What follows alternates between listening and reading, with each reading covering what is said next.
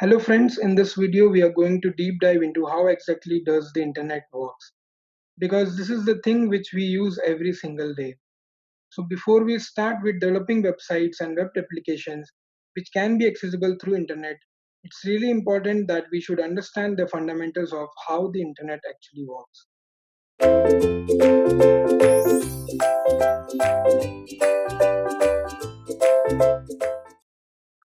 So what exactly is the internet? Internet is just a long piece of wire connecting different computers to each other. So you might have one computer that's in Bangalore and the other in Dubai, and they can talk to each other and transfer data through this giant wire. Now there are some computers who is in a working mode for 24 by 7, ready to serve you all of the data and the files that you're requesting when you try to access these websites. And these computers that are doing that job, we call it as servers. And the computers that any user would use to access the internet is called a client.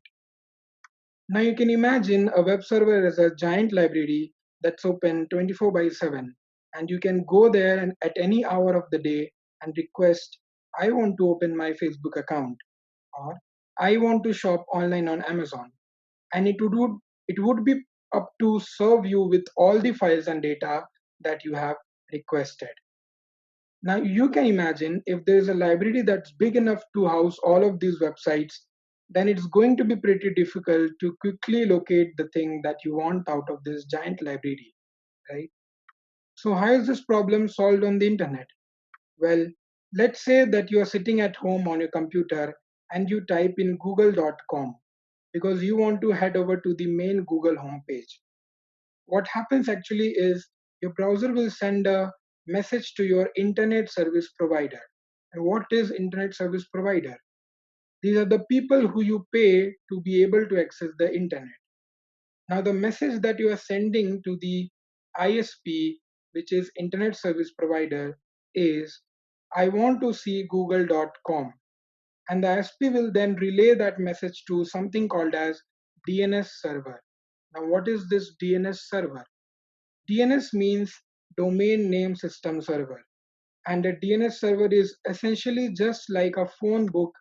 And what happens when you make that request through your browser is the DNS server will look up in its database so as to what is the exact IP address of that website that you are trying to access. And every single computer that's connected to the internet has an IP address that is like postal address of your computer. So www.google.com will be having an IP address which is 216.58.210.46. So that when people need to understand and send receive and files on the internet, each computer can be located by a unique IP address, and once the DNS server finds the IP address, it sends that back to your browser. So now you know the exact address where you can find the Google home page. So the next thing that happens is you will send a direct request to that address through your internet, and this message will be delivered by what is called as internet backbone. And the internet backbone is nothing but seriously the backbone of the internet, which is this wire. So let's talk about something about this wire. Yes, if you head over to the submarinecable.map.com, you can view all of the underwater cables that power the internet, and the internet is made up of these huge sprawling masses of wires, as you can see, connecting all of the world's internet users. As you can imagine, it's a pretty complex world out there. Now, if I'm sitting in Bangalore, as you can see in India, Bangalore, and I want to see a website that's hosted in France, then my browser would have to make a request that goes through one of these cables under the Arabian Sea in order to reach France. And once that computer receives the request, they will send back all of the relative data again through these giant cables. And for navigation, they use IP address, just like you write a address in the letter when you want to send a letter to somebody across the world. So address is the only hope that your letter will reach to the correct destination.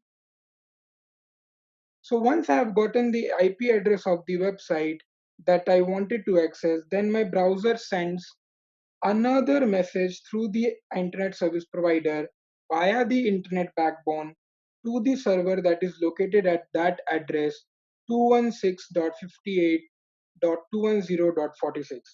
And the computer that's located at the address is, of course, the Google server. And on this server, there is all of the files I would need in order to be able to view the Google home page. So the server then sends all of those files back to the internet backbone through the internet backbone and get to see the Google homepage in my browser. And this all happens in a matter of milliseconds. So you can now imagine how many times this Google homepage every people are opening and how many times this request and response is happening in per day. Now, I want that you guys to go to your Chrome browser or any browser and type down the IP address directly as I have done here 216.58.210.46, and please check whether you can see the Google homepage or not. Thank you.